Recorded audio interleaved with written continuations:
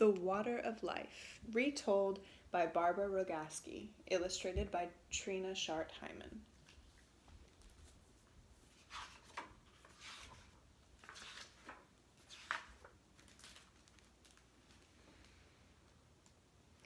Once upon a time, there was a king who became so sick that everyone believed he would die. His 3 sons were very sad. One day they went to the castle gardens, where they wept in sorrow. A little old man came over to them and asked, "Why are you crying?" They explained that their father was dying of a terrible sickness and that there was no cure. "I know a cure," said the little old man. "It's the water of life. If he drinks it, the king will be well again, but it is very hard to find." The oldest son said, "I'll find it." He went to his father to ask permission. The king shook his head weakly. "No," he said, "the danger is too great. I would rather die." The son begged and pleaded, telling his father how much he loved him. But secretly he thought, "If I find this water of life and my father is cured, he will leave his kingdom to me when he dies." The king believed his son's love was pure, and finally he gave his permission.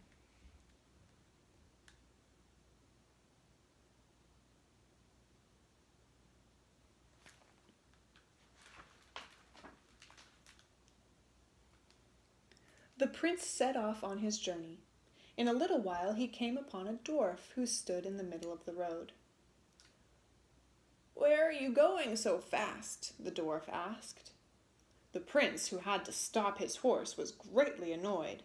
"Stupid runt," he said, "that's no business of yours," and he rode proudly away, his nose in the air. The little man was very angry, and he cursed the king's oldest son. Soon the prince came to a steep-sided ravine between 2 mountains. As he rode along, the ravine became narrower and narrower until it was barely wide enough for the prince and his horse to pass through. Finally, it became so narrow that they got stuck. No matter how much he pushed or poked or prodded or yelled, the prince and his horse could move neither forward nor backward. So there they stayed, wedged between the walls of the ravine.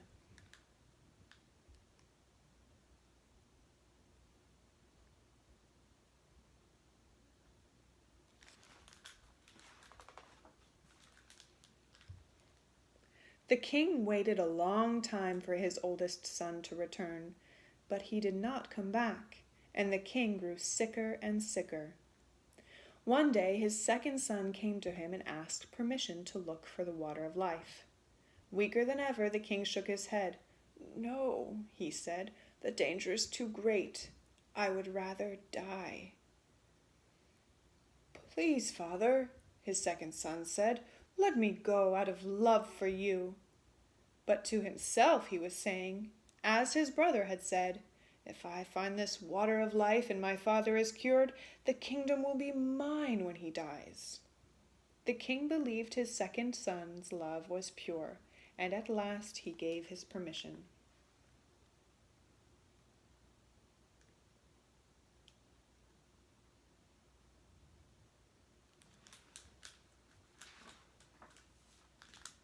The prince set off. Before long, he too came upon the dwarf standing in the middle of the road. "Where are you going so fast?" the dwarf asked. The prince had stopped his horse. "Idiot midget," he said, "that's none of your business." And he almost ran over the dwarf in his proud haste to get away. The tiny man, angry again, cursed the king's second son. The prince came to a steep-sided ravine, and the same thing happened. The farther he rode, the narrower it became, until finally he was stuck fast, and he could move neither forward nor backward. This is what happens to those who have too much pride.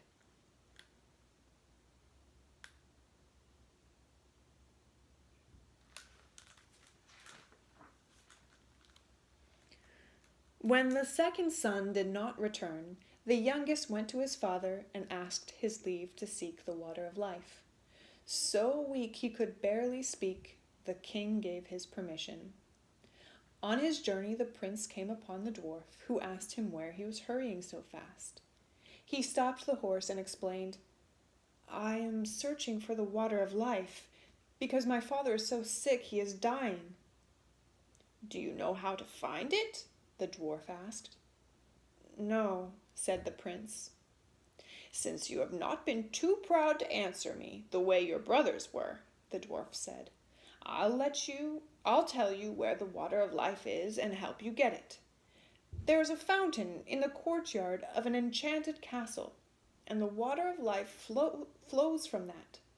But you will never get it unless you do exactly as I say." The prince listened carefully.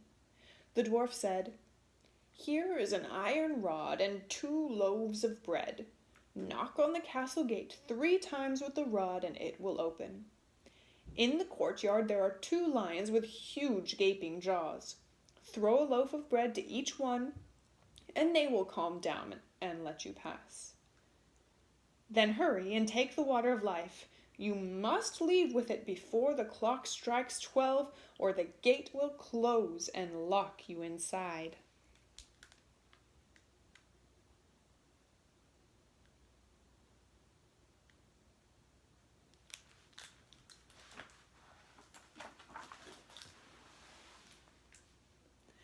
The prince thanked him, took the iron rod and 2 loaves of bread, and went on his way.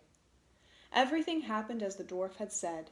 The prince knocked 3 times with the iron rod, and the castle gate flew open.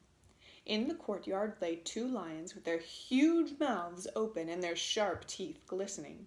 He threw each a loaf of bread, and they quieted down. The prince walked into the castle. He came to a big hall where many enchanted princes sat around a long table. They did not move, nor did they speak. The king's youngest son took the rings from each one's fingers and picked up a sword and a loaf of bread that lay near them on the floor.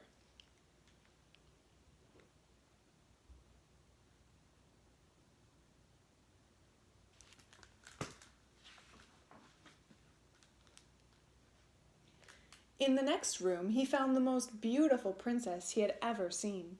He fell in love with her then and there. The princess was so happy to see him that she kissed him joyously. "You have set me free," she said. "If you come back to me in a year, we will marry and my kingdom will be yours."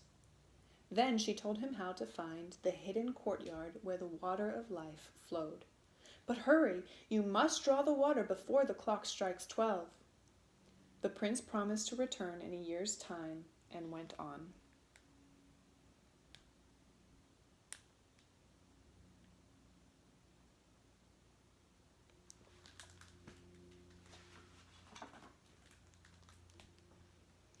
Along his way, he came into a room that held a freshly made bed. It looked so inviting, and he was so tired that he lay down and fell asleep. He awoke with a start as the clock was striking 11:45. He jumped from the bed in fright and ran into the courtyard of the castle. There stood the fountain, and from it flowed the water of life. He quickly filled a cup with the precious liquid, and just as the clock was striking 12, left through the castle gate.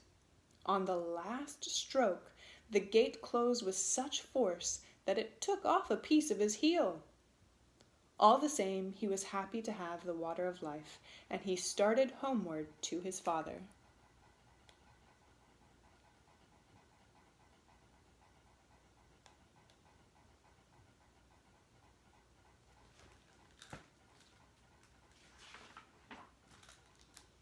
After a while, he met the dwarf again, and he stopped to thank him.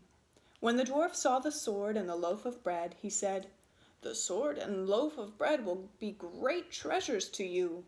The sword can defeat entire armies, and the loaf of bread will never grow smaller, no matter how much is taken from it." The prince did not want to go home to his father without his brothers. "Good dwarf," he said, "do you know where my brothers are? They set out before me to find the water of life, but they have never returned." The dwarf said, "They are stuck fast, wedged between 2 mountains. I cursed them because they were so proud." The prince begged the dwarf to release them, and at last the dwarf set them free. But he warned the prince, "Beware of your brothers, they have evil hearts." Nonetheless, the prince was glad to see his brothers again. They listened closely as he told them about finding the water of life and filling a cup with the liquid to take to their dying father. They bent their heads to hear when he described the beautiful princess, and told them of her promise to marry him and make him prince of a great kingdom if he returned in a year's time.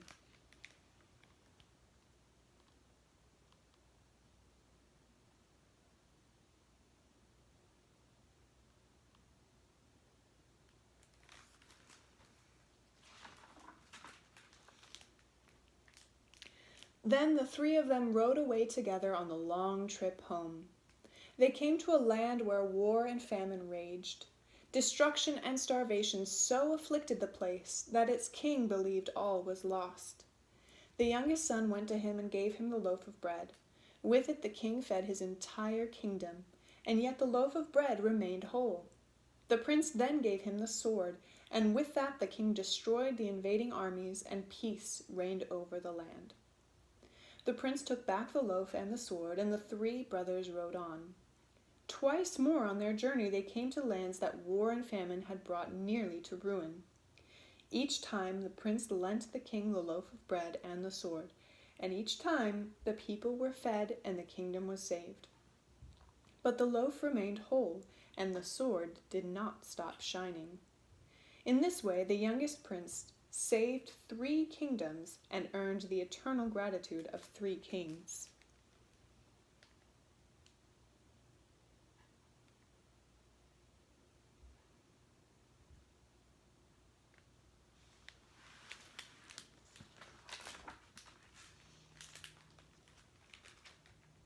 The brothers then boarded a ship and sailed across the sea.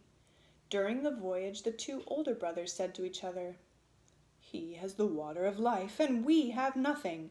He will save our father's life and inherit the kingdom that should be ours by birth, and we will have nothing in the end as well."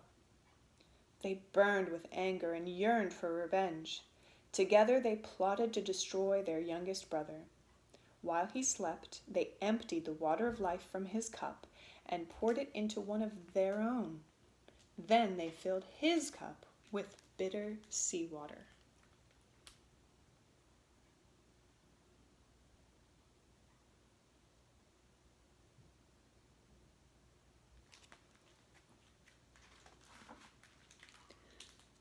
As soon as they arrived home, the youngest son went to his father.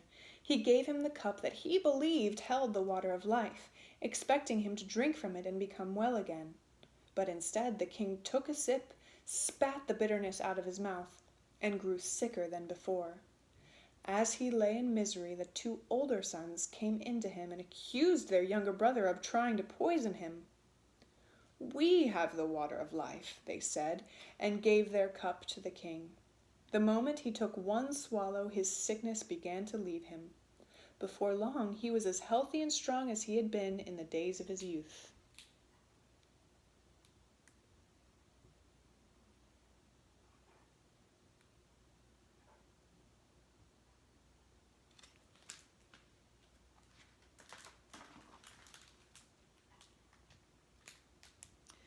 When the 2 older brothers saw the youngest son, they laughed at him. "You found the water of life, but we took it away from you. You did all the work, but we will get all the reward.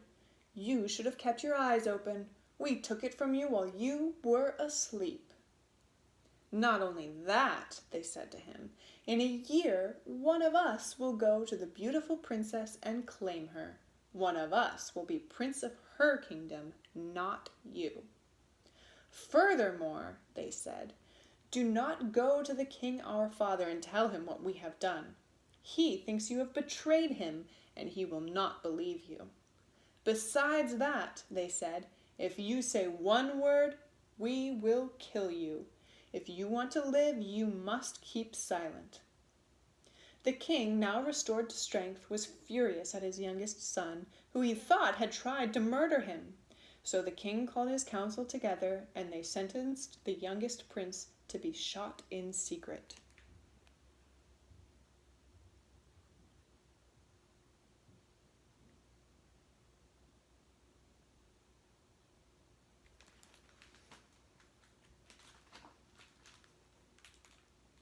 The prince suspected nothing.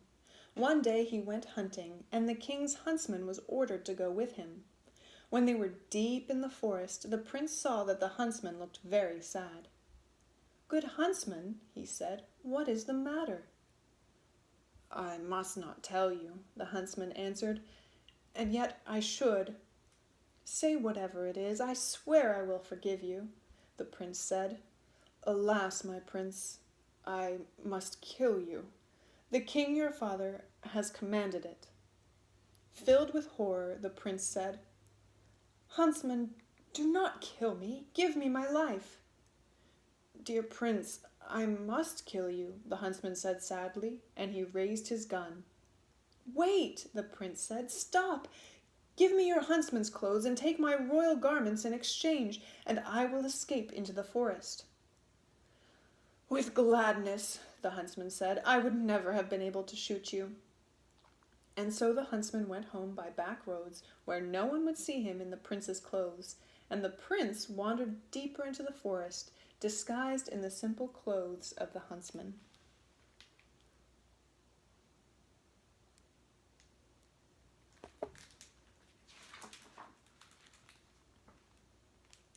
Some time after this, 3 wagons filled with gold and jewels came to the king for his youngest son. They were sent in gratitude from the 3 kings whose kingdoms the prince had saved with his sword and miraculous loaf of bread. "Can my son have been innocent?" the king thought to himself. "Alas, I am sick at heart." Out loud he said, "How I wish he were alive! I will never forgive myself for having him killed." At that the huntsman spoke up. "He is still alive. I could not bring myself to kill him." And he told the king what had happened. A weight fell from the king's heart.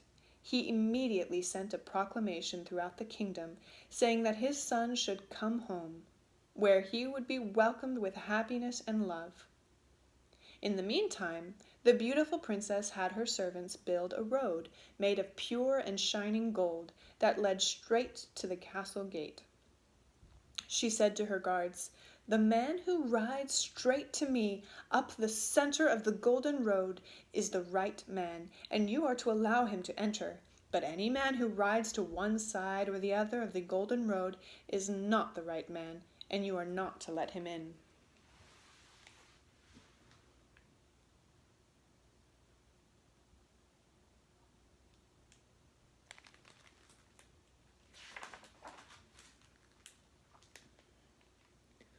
When the year was almost over, the oldest son decided it was time to go to the princess. He expected to pass himself off as her savior, and so claim her and her kingdom for his own. When he saw the golden road gleaming in the sun, he said, "It would be a terrible shame to ride on a road as wonderful as this." He turned his horse to the side and rode up to the castle along the right side of the golden path.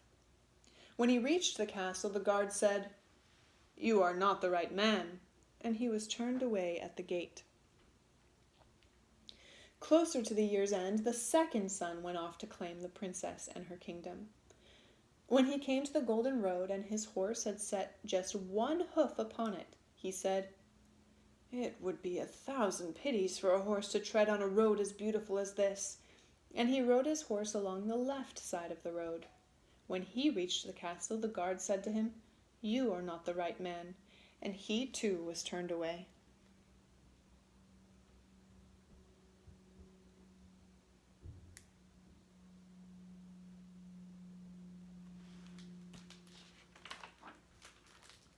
At exactly the year's end, the youngest son decided to leave the forest and his sorrows behind him and go to his princess. He rode along, thinking only of her, wishing only to be with her. And so when he came to the road, he did not notice it was made of gold. He rode quickly right up the center of its shining surface, straight to the princess's castle. When the guards saw this, they said to him, "You are the right man." They opened the gates wide to allow him to enter. The princess greeted him joyfully. "You are my savior and the lord of my kingdom." They were married with great celebration and much rejoicing throughout the land.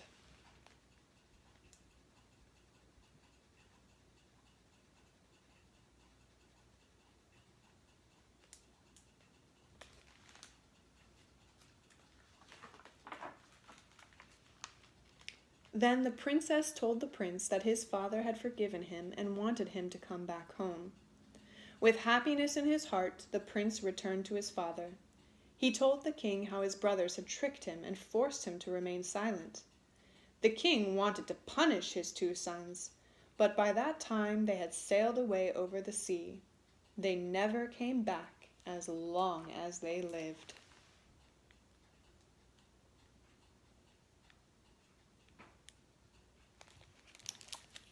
The end.